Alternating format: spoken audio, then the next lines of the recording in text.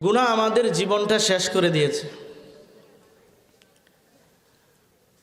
বুখারী শরীফের ৬,৪৯২ নম্বর হাদিস। এই হাদিস বর্ণনা করেন হযরত আনাস রাদিয়াল্লাহু তাআলা আনহু। তিনি বলেন, ইন্নাকুম লাতা'মালুনা আ'মালান হিয়া আদাক্কু ফি আ'য়ুনিকুম মিনাশ শা'r ওয়া ইন কুন্না লানা'আদ্দুহা আলা আহদিন নবী সাল্লাল্লাহু আলাইহি ওয়াসাল্লাম মিনাল মুবিকাত। আনাস রাদিয়াল্লাহু তাআলা আনহু বলে, তোমরা এমন এমন গুনাহ করো যেই গুনাহটা তোমাদের চোখে চুলের চাইতেও সূক্ষ্ম। এই বলেন, আমাদের চুল কি অনেক মোটা? আনাস বলেন, এই তোমরা যে গুনাহ করো যেটা তোমাদের চোখে চুলের চাইতেও সূক্ষ্ম, ওই গুনাহটাকেই আমরা রসুলের জামানায় ধ্বংসকারী অপরাধ বলে মনে করতাম। তোমাদের কাছে যে গুনাহটা ব্যাপার না, আমরা এই গুনাহটাকেই রসুলের জামানায় ধ্বংসকারী অপরাধ বলে মনে করতাম। আজকে আমাদের সমাজে অনেক বড় বড় গুনাহ আমরা করি, আমাদের কাছে ব্যাপার না, আমাদের কাছে ব্যাপার না।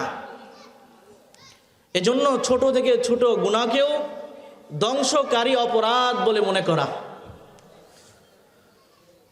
বুখারী শরীফের ২৭৬৬ নম্বর হাদিস, বিখ্যাত সাহাবী আবু হুরায়রা রাদিয়াল্লাহু তাআলা আনহুর বর্ণনা। আন আবি হুরায়রা রাদিয়াল্লাহু তাআলা আনহু قال قال رسول الله صلى الله عليه وسلم اجتنبوا السبع الموبقات قالوا يا رسول الله وما هن فقال رسول الله صلى الله عليه وسلم الشرك بالله والسحر وقتل النفس التي حرم الله إلا بالحق وأكل الربا وأكل مال اليتيم والتولي يوم الزحف وقذف المحصنات المؤمنات الغافلات। আবু হুরায়রা রাদিয়াল্লাহু তাআলা আনহুর বর্ণনা, আল্লাহর রাসূল বলেন, ৭টি ধ্বংসাত্মক অপরাধ থেকে তোমরা বেঁচে থাকো। কয়টি? যে অপরাধগুলা তোমাদের জীবন ধ্বংস করে ছাড়বে। আল্লাহ রসুল বলেন ৭টি অপরাধ, এই ৭টি অপরাধ থেকে তোমরা বেঁচে থাকো। ১ নাম্বার, আল্লাহ রসুল বলেন এক নাম্বার, আল্লাহ রসুল সাল্লাল্লাহু আলাইহি ওয়াসাল্লাম বলেন আশিরকু বিল্লাহ, আল্লাহর সাথে শিরিক করা। কি করা? আল্লাহর সাথে শিরিক করা। শিরিকের ব্যাপারে আমরা 4টা কথা কোরআন থেকে শুনবো। ১ নাম্বার কথা, শিরিক যারা করবে, শিরিক সবচেয়ে বড় জুলুম। এই শিরিক সবচেয়ে বড়। সূরা লুকমান আয়াত নাম্বার 13 আল্লাহ বলেন, وَإِذْ قَالَ لُقْمَانُ لِابْنِهِ وَهُوَ يَعِظُهُ يَا بُنَيَّ لَا تُشْرِكْ بِاللَّهِ إِنَّ الشِّرْكَ لَظُلْمٌ عَظِيمٌ। লুকমান হাকিম তার ছেলেকে ওয়াজ করতে করতে বলে, ইয়া বুনাইয়া, হে আমার ছেলে, লা তুশরিক বিল্লাহ, তুমি আল্লাহর সাথে কাউকে শরীক করিও না, শিরিক করিও না। ইন্নাশ শিরকা লাযুলমুন আযীম, কেননা শিরিক সবচেয়ে বড় জুলুম।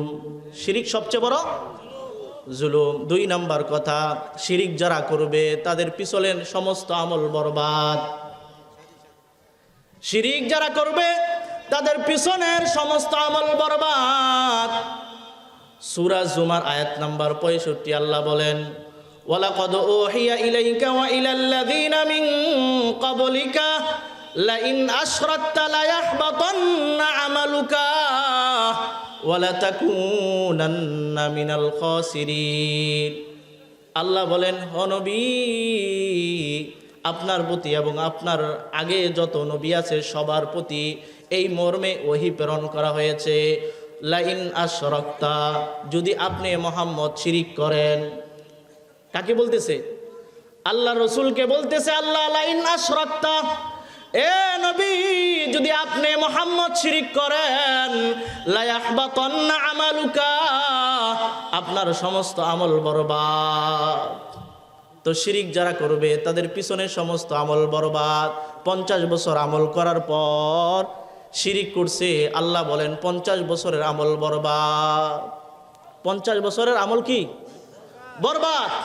3 নাম্বার কথা, শিরিকের গুনাহ আল্লাহ মাফ করবে না। সূরা নিসা আয়াত নাম্বার 48 আল্লাহ বলেন, ইন্নাল্লাহা লা ইয়াগফিরু আন ইউশরাকা বিহি ওয়া ইয়াগফিরু মা দুনা যালিকা লিমান ইয়াশা। শিরিকের গুনাহ আল্লাহ মাফ করবে না। শিরিক ছাড়া অন্য গুলা আল্লাহ মাফ করে দিতেও পারে, কিন্তু শিরিকের গুনাহ আল্লাহ মাফ করবে না। 4 নাম্বার কথা, শিরিক যারা করবে, 4 নাম্বার কথা, শিরিক যারা করবে আল্লাহ বলেন তাদের উপর থেকে জান্নাত হারাম করে দেয়। সূরা মায়েদা আয়াত নাম্বার 72 আল্লাহ বলেন, ইন্নাহু মান ইউশরিক বিল্লাহ ফাকাদ হারামাল্লাহু আলাইহিল জান্নাহ। আল্লাহ বলেন যারা শিরিক করবে আল্লাহ তাদের উপর থেকে জান্নাতকে হারাম করে দিবে। নাউজুবিল্লাহ। শিরিক করলে জান্নাত হারাম। শিরিক করবেন? আল্লাহ রসুল বললেন 1 নাম্বার আশরিকু বিল্লাহ, তোমরা শিরিক করা থেকে বেঁচে থাকো। 2 নাম্বার ওয়াসিহরু, জাদু করা থেকে বেঁচে থাকো। জাদু করা থেকে বেঁচে থাকো। এই যে এক মহামারী দেখা দিচ্ছে, একজনের সাথে প্রেম হয়েছে তো বিবাহ হয় নাই, এবার জাদুর মাধ্যমে তার পুরা পরিবার ধ্বংস করে দেওয়ার পায়তারা চলছে। এজন্য আমরা কাউকে জাদু করব না। বলেন, আমরা কাউকে জাদু করব না। আমাদেরকে কেউ যেন জাদু না করতে পারে, এজন্য আমরা আমল করব। এজন্য আমরা আমল করব। ফজরের নামাজের পর কুল হুয়াল্লাহর সূরা 3 বার। কয়বার? কুল হুয়াল্লাহর সূরা 3 বার, সূরা ফালাক 3 বার, সূরা নাস 3 বার। জোহরের পরে একবার করে, আসরের পর একবার করে, মাগরিবের পর 3 বার করে, ঘুমানোর আগে 3 বার করে। এই মা বোনরা যারা আছেন তারা শুনেন, আপনার বাচ্চা সকালবেলা মাদ্রাসায় যায়, মসজিদে যায়, যাওয়ার আগে 3 কুল পয়রা আপনার শরীরে, আপনার সন্তানের শরীরে ফু দেন। আল্লাহ চাহে তো আপনার সন্তান স্কুল থেকে আসার আগ পর্যন্ত, মাদ্রাসা থেকে আসার আগ পর্যন্ত আল্লাহ তাআলা নিজ জিম্মায় আপনার সন্তানের হেফাজত করবে। এই জন্য করবেন তো ইনশাল্লাহ আমল। এই জন্য 2 নাম্বার ধ্বংসকারী অপরাধের নাম কি? জাদু করা। কি বলেন? জাদু করা। এই জন্য আমরা কাউকে জাদু করব না, আমাদেরকেও যেন কেউ জাদু না করতে পারে। এই জন্য আমরা সর্বদাই এই আমলটা করবো তো ইনশাল্লাহ। 3 নাম্বার আল্লাহ রসুল বলেন, ওয়া কাতলুন নাফসিল্লাতী হারামাল্লাহু ইল্লা বিল হক, অন্যায়ভাবে কাউকে হত্যা করা। এই অন্যায়ভাবে কাউকে হত্যা করা এটা ধ্বংসকারী অপরাধ। নাসাইর বর্ণনা, আল্লাহ রসুল সাল্লাল্লাহু আলাইহি ওয়াসাল্লাম বলেন, মান কাতালা উসফুরান আবাসা, কেউ যদি দুনিয়াতে একটা চড়ুই পাখি, এই চড়ুই পাখি চিনেননি? চড়ুই পাখি যদি কেউ অনর্থক হত্যা করে, এই চড়ুই পাখি কাল কিয়ামতের দিন তার বিরুদ্ধে মামলা করবে আর বলবে কাতালানি আবাসা, আল্লাহ আমাকে সে অনর্থক হত্যা করেছে। ওয়ালাম ইয়াকতুলনি লিমান ফা, আমাকে কোনো উপকারে সে হত্যা করে নাই। আল্লাহ সে যদি আমাকে জবাই করে খাইতো তাহলে আমার আপত্তি ছিল না, সে আমাকে অন্যায়ভাবে হত্যা করেছে, আজকে আপনার দরবারে বিচার চাই। চড়ুই পাখি হত্যা করলে যদি বিচার হয়, এবার বলেন মানুষ হত্যা করলে বিচার হবে কি হবে না? এজন্য আল্লাহ রসুল বলেন 3 নাম্বার ধ্বংসকারী অপরাধ অন্যায়ভাবে কাউকে হত্যা করা। কি করা?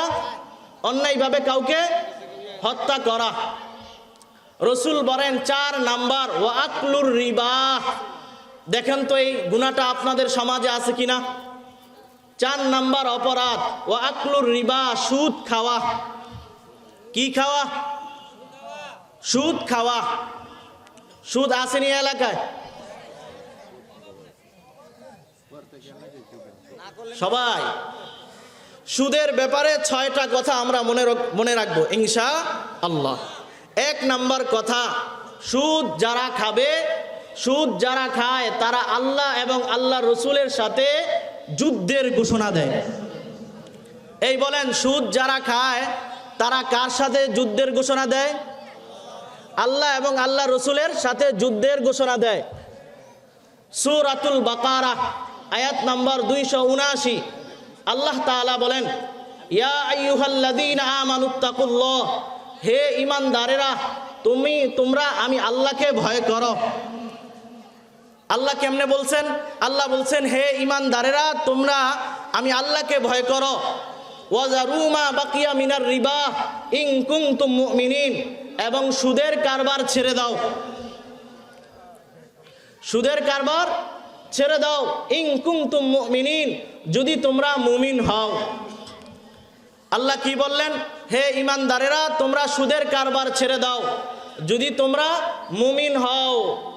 এবার আল্লাহ তাআলা বলেন, ফাইল্লাম তাফআলু, আমি বলার পরও যারা সুদ না ছাড়লা, ফাজানু বিহারবিম মিনাল্লাহি ওয়া রাসূলিহি, তাহলে আমি আল্লাহ এবং আল্লাহ রসুলের সাথে যুদ্ধের ঘোষণা দাও, যুদ্ধের প্রস্তুতি গ্রহণ করো। নাউজুবিল্লাহ। সুদের 1 নাম্বার কথা, সুদ যারা খায় তারা কার সাথে যুদ্ধের ঘোষণা দেয়? আল্লাহ এবং আল্লাহ রসুলের সাথে যুদ্ধের ঘোষণা দেয়। আল্লাহ এবং আল্লাহ রসুলের সাথে যুদ্ধের ঘোষণা দেয়। 2 নাম্বার কথা, যারা সুদ খাবে কিয়ামতের দিন তারা এইভাবে কবর থেকে উঠবে, দেখলে মনে হবে শয়তান তাকে স্পর্শ করে পাগল বানিয়ে দিয়েছে। সূরাতুল বাকারা আয়াত নাম্বার 275 নম্বর আয়াত আল্লাহ বলেন, আল্লাযীনা ইয়াকুলুনার রিবা, যারা সুদ খায়। কি খায়? সুদ খায়। লা ইয়াকুমুনা ইল্লা কামা ইয়াকুমুল্লাযী ইয়াতাখাব্বাতুহুশ শাইতানু মিনাল মাস, তারা কবর থেকে এইভাবে উঠবে, দেখলে মনে হবে যেন শয়তান তাদেরকে স্পর্শ করে পাগল বানিয়ে দিয়েছে। জিনে ধরা রোগীর মতো তারা কবর থেকে উঠবে। আল্লাহ বলেন, যালিকা বিআন্নাহুম, এই শাস্তি এই জন্য যে ক্বালু ইন্নামাল বাইউ মিসলুর রিবা, তারা বলতো ব্যবসা সুদের মতো। এই বলতে তারা কি বলতো? ব্যবসা কিসের মতো? সুদের মতো। তারা মনে করতো ব্যবসায় যেমন লাভ হয় সুদেও লাভ হয়। আল্লাহ বলে, না, তোমরা যেটা মনে করছো ব্যাপারটা এমন নয়। ওয়া আহাল্লাল্লাহুল বাইআ ওয়া হাররামার রিবা, আল্লাহ বলেন সুদকে, ওয়া আহাল্লাল্লাহুল বাইআ, আল্লাহ বলেন আমি ব্যবসাকে হালাল করেছি, ওয়া হাররামার রিবা, এবং সুদকে হারাম করেছি। এই জন্য ব্যবসার লভ্য অংশ হালাল, সুদের লভ্য অংশ হারাম।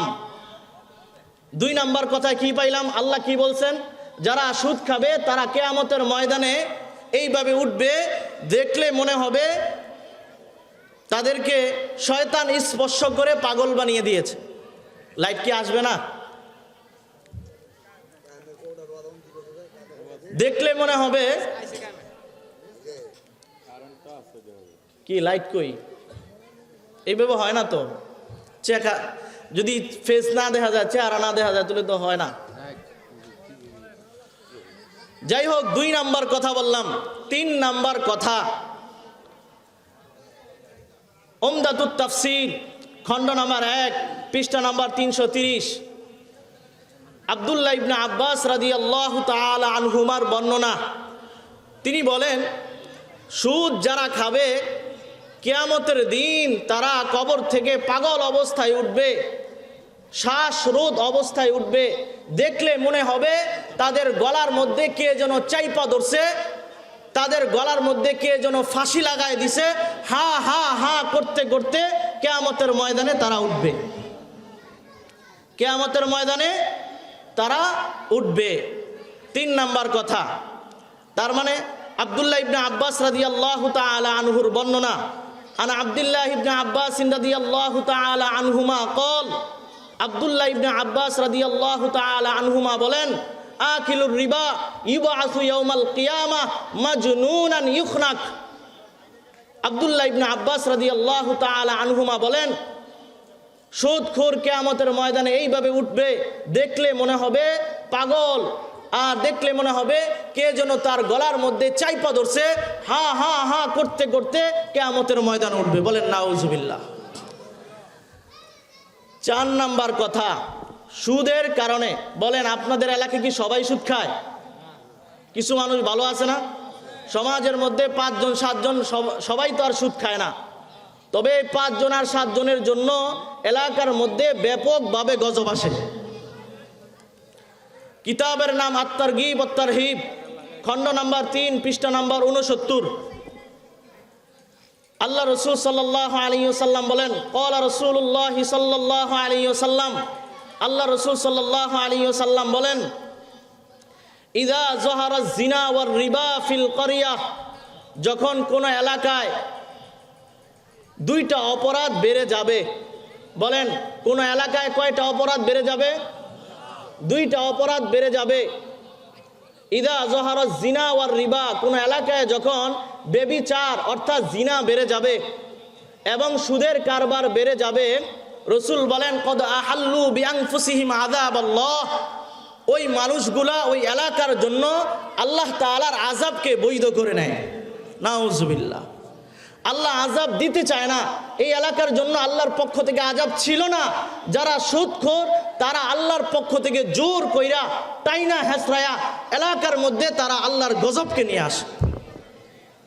এজন্য যারা সুদখোর এলাকার মধ্যে যারা সুদ খায়, পায়ে হাতে দইরা তাদেরকে বুঝানো, ভাইজান আপনার কারণে আপনাদের কারণে এলাকার মধ্যে ব্যাপকভাবে গজব আসবে। হয়তো সুদের ব্যবসা ছেড়ে দেন, হয়তো সুদের কারবার ছেড়ে দেন, না হয় এলাকা ছেড়ে দেন। কি আমাদেরকে বাঁচান। 4 নাম্বার কথা। 5 নাম্বার কথা, সুদ যারা খাবে আল্লাহ এবং আল্লাহ রসুলের লানত অভিশাপ তাদের উপর। বলেন সুদখোরদের উপর কার অভিশাপ? আল্লাহ এবং আল্লাহ রসুলের অভিশাপ। নাসাই শরীফের বর্ণনা 5103 নম্বর হাদিস। আল্লাহ রসুল সাল্লাল্লাহু আলাইহি ওয়াসাল্লাম বলেন, লানা রাসূলুল্লাহ সাল্লাল্লাহু আলাইহি ওয়াসাল্লাম আকিলুর রিবা ওয়া মুকিলাহু ওয়া কাতিবাহু ওয়া শাহিদাহু। আল্লাহ রসুল সাল্লাল্লাহু আলাইহি ওয়াসাল্লাম লানত দিছেন, অভিশাপ দিছেন যারা সুদ খায়। কই যারা এগুলা ঠিক করার মানুষ নাই?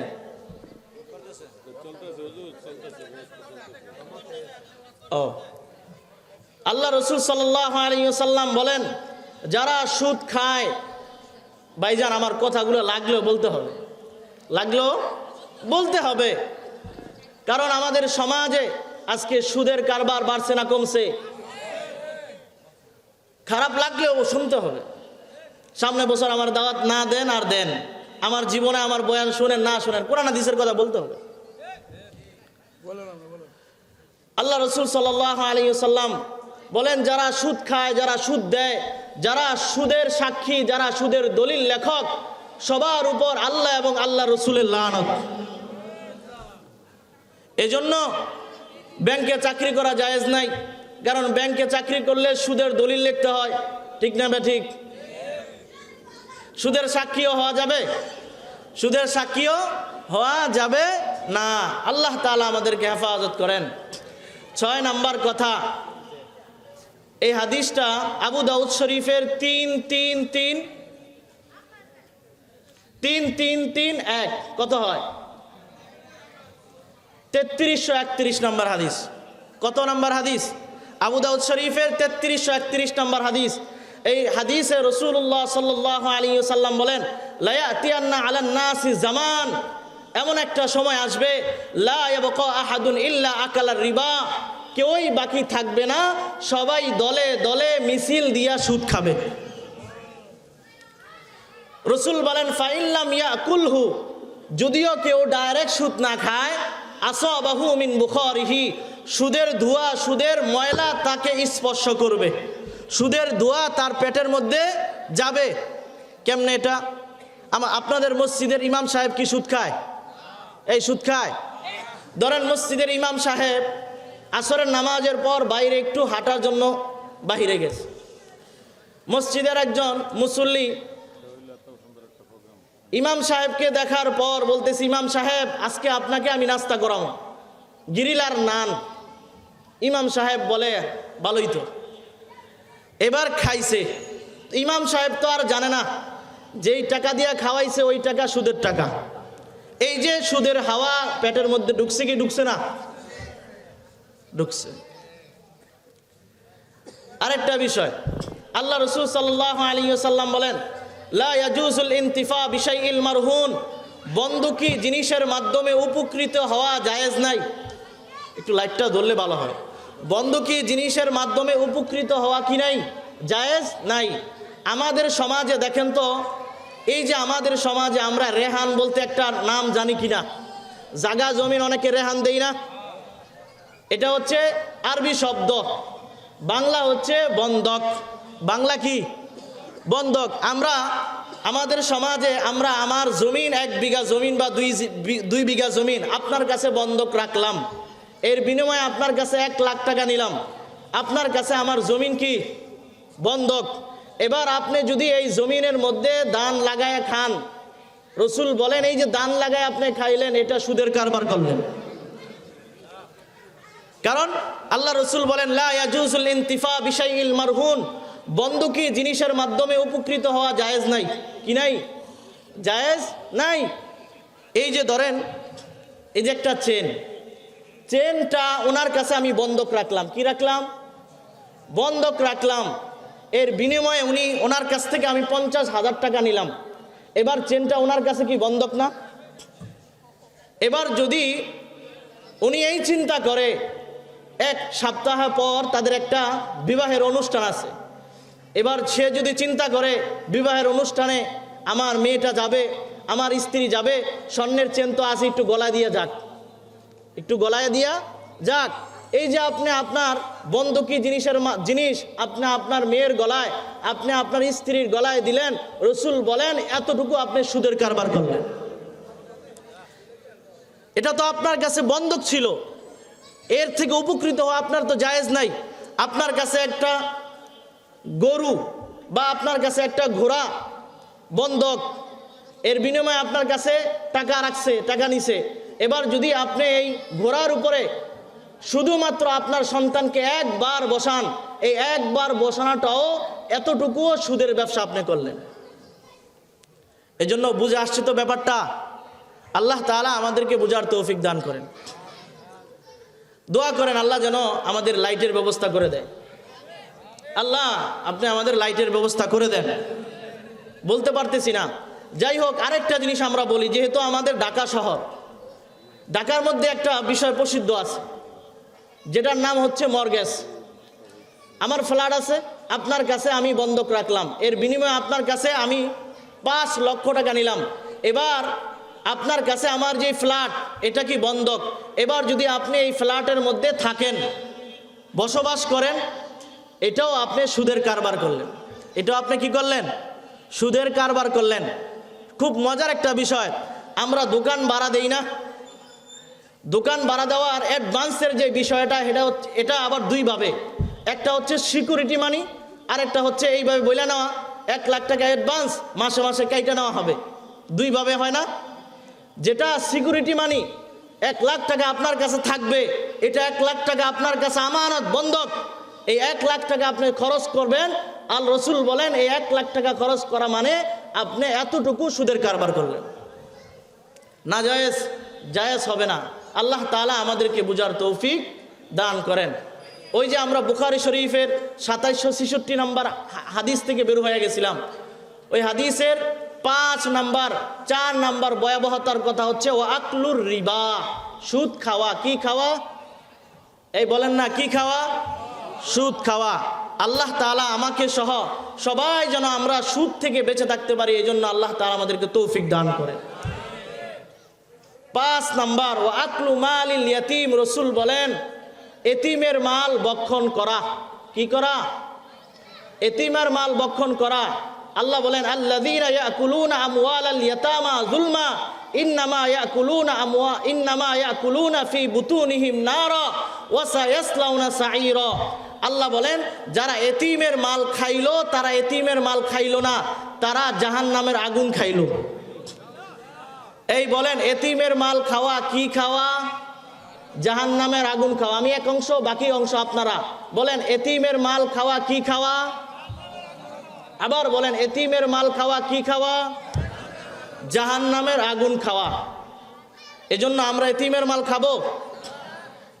বড় ভাই মারা গেছে, বাতিজা ছোট ছোট, এবার চাচা চিন্তা করে কিভাবে কলমের খোসায় বাতিজাদের যে জায়গা সম্পত্তি আছে ওই জায়গা নেওয়া যায়।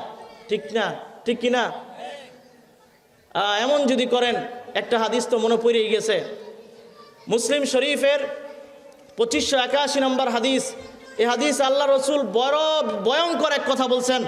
আল্লাহ রসুল সাল্লাল্লাহু আলাইহি ওয়াসাল্লাম বলেছেন, মানিকতাতু আকিদা শিবরাম মিনাল আরদি যুলমা তাওয়াকাহুল্লাহু ইয়াহা ইয়াউমাল কিয়ামাতি মিন আরদি 70।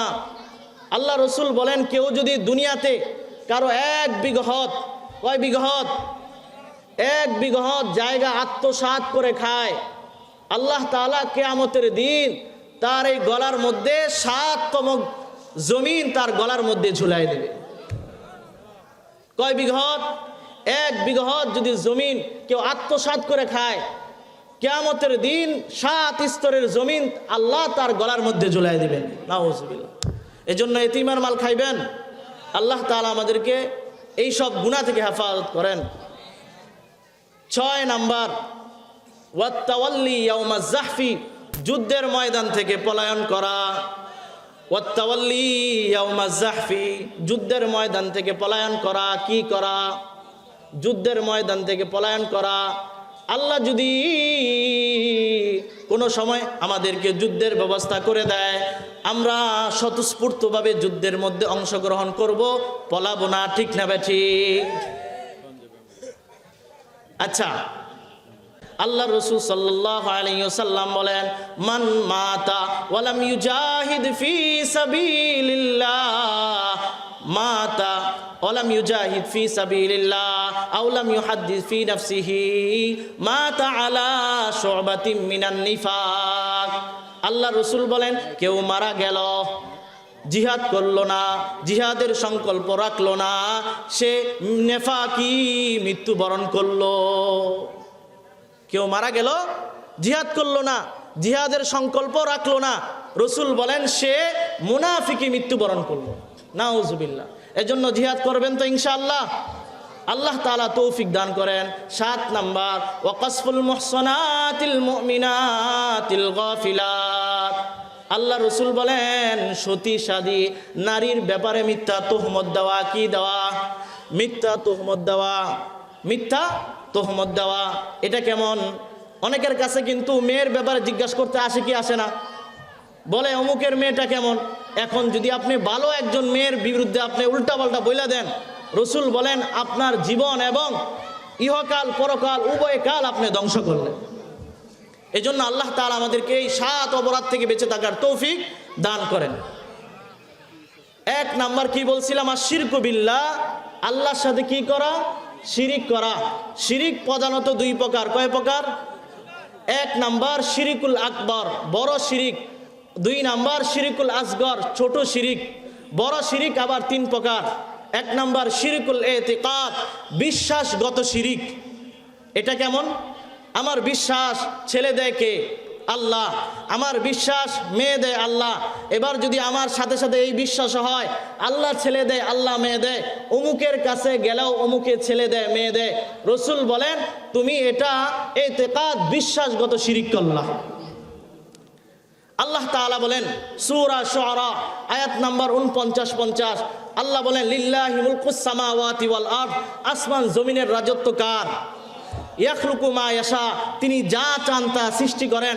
ইয়াহাবু লিমান ইয়াশাউ ইনাসা, আল্লাহ যাকে চান তাকে মেয়ে দান করেন। ওয়াহাবু লিমান ইয়াশাউ যুকুর, আল্লাহ যাকে চান তাকে ছেলে দান করেন। আও ইযাউযুহুম যুকরানা ওয়া ইনাসা, আল্লাহ চাইলে কাউকে ছেলেও দান করেন মেয়েও দান করেন। আল্লাহ চাইলে কাউকে ছেলেও দান করেন মেয়েও দান করেন। আর আল্লাহ যদি না চায় তাহলে কাউকে, এমন মহিলাও আছে আল্লাহ ছেলেও দেয় না মেয়েও দেয় না, ওই মেয়ে মহিলাকে আল্লাহ বন্দা করে দেয়। এজন্য অনেকে আবার মেয়ে হইলে বেজার, মেয়ে হইলে বেজার। সূরা শুআরা আয়াত নাম্বার 58, আল্লাহ বলেন ওয়াইদা বুশিরা আহাদুহুম যাল্লা ওয়াজহুহু মুসওয়াদ্দা ওয়া হুয়া কাযীম, যখন তাদেরকে কন্যা সন্তানের সুসংবাদ দেওয়া হয় তখন তাদের চেহারা কালো হয়ে যায়, কুঁচকা যায়, সে রাগান্বিত হয়ে যায়। এক মেয়ে কাদের আছে হাত জাগান? এক মেয়ে আছে কাদের? একটু হাত জাগান। এক মেয়ে আছে কাদের? তাদের জন্য সুসংবাদ আছে। একটা কিতাবের নাম তাখরিজুল মুসনাদ, একটা কিতাবের নাম তাখরিজুল মুসনাদ, খণ্ড নাম্বার 3, পৃষ্ঠা নাম্বার 294। এই হাদিসে রাসূলুল্লাহ সাল্লাল্লাহু আলাইহি ওয়াসাল্লাম বলেন, মান উলিদাত লাহু ইবনাতুন ফালাম ইয়াইদহা ওয়ালাম ইউহিনহা ওয়ালাম ইউকসির ওয়ালাদাহু আলাইহা ইল্লা আদখালাহুল্লাহু বিহাল জান্নাহ। আল্লাহ রসুল বলেন, যার একজন কন্যা সন্তান থাকে আর এই কন্যা সন্তানকে সে জীবিত কবর দেয় না, ওয়ালাম ইউহিনহা, কন্যা বলে সে অবজ্ঞা করে না, ওয়ালাম ইউকসির ওয়ালাদাহু আলাইহা, এবং ওই কন্যার উপর ছেলেকে প্রাধান্য দেয় না, রসুল বলেন ইল্লা আদখালাহুল্লাহু বিহাল জান্নাহ, এক কন্যা সন্তানের কারণে ওই বাবাকে আল্লাহ জান্নাতের মধ্যে প্রবেশ করায় দেয়। 2 কন্যা আছে কাদের? মাশাআল্লাহ। তিরমিজি শরীফের হাদিস 1914 নম্বর হাদিস, আল্লাহ রসুল সাল্লাল্লাহু আলাইহি ওয়াসাল্লাম বলেন, মান আলা জারিয়াতাইন দাখালতু আনা ওয়া হুয়াল জান্নাহ কাহাতাইন। আল্লাহ রসুল সাল্লাল্লাহু আলাইহি ওয়াসাল্লাম বলেন, যার 2 জন কন্যা সন্তান থাকে আর এই 2 কন্যা সন্তানকে সে লালন পালন করে, আমি এবং ওই 2 কন্যার অভিভাবক জান্নাতে এইভাবে একসাথে জান্নাতে প্রবেশ করব। কোনভাবে? এইভাবে। এবার 3 কন্যা আছে কাদের? হাত জাগান তো একটু। মাশাআল্লাহ, আপনাদের জন্য সুসংবাদটা খুব জোরালো। আল্লাহ রসুল সাল্লাল্লাহু আলাইহি ওয়াসাল্লাম, একটা কিতাবের নাম আস-সিলসিলাতুস সহিহা, 1027 নম্বর হাদিস, আল্লাহ রসুল সাল্লাল্লাহু আলাইহি ওয়াসাল্লাম বলেন, মান কানা লাহু সালাসু বানাত, যার 3 কন্যা থাকে, ফায়ুইহিন্না ওয়া ইয়াকফিহিন্না ওয়া ইয়ারহামুহুন্না ওয়াজাবাত লাহুল জান্নাহ আলবাত্তা, যার 3 কন্যা সন্তান থাকে আর সে 3 কন্যা সন্তানকে আশ্রয় দেয় এবং বাবা ওই 3 কন্যা সন্তানের জন্য যথেষ্ট হয়ে যায় এবং আদর করে, স্নেহ করে, ভালোবাসা দিয়া লালন পালন করে, রসুল বলেন ওয়াজাবাত লাহুল জান্নাহ আলবাত্তা, ওই 3 কন্যার অভিভাবকের জন্য অবধারিতভাবে জান্নাত ওয়াজিব হয়ে যায়। এজন্য এর পরেও কি কন্যা সন্তান হইলে কপালটা কালা করবেন? একদম হাস্য উজ্জ্বল থাকবেন।